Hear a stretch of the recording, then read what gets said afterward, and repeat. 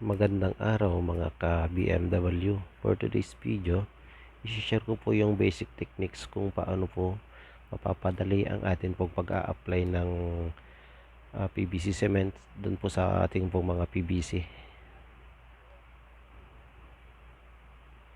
So ayan, first step po, bubutasan po natin yung kanyang takip.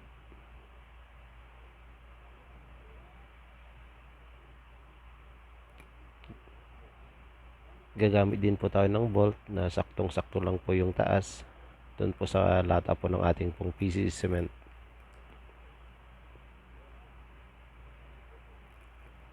Ayan, nabutas na po yung takip. Gagamit din po tayo ng kapirasong foam. Ang kanal na yan ay yan po yung magiging stopper po ng foam at ng panali upang sa ganon hindi po basta-basta mahugot kapag atin pong ginagamit. Make sure po na maitali po natin ng mahigpit upang sa ganon wala na pong kawala.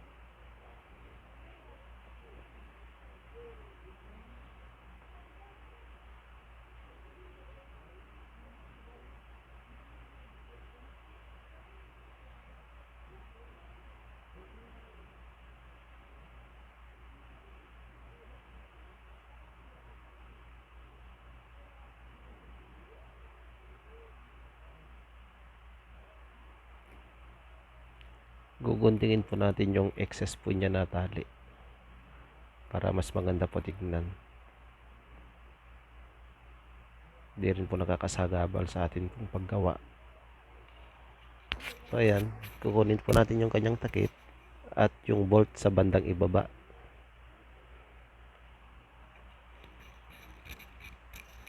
Ilalagay na po natin yung nut dun sa taas at hihigpitan.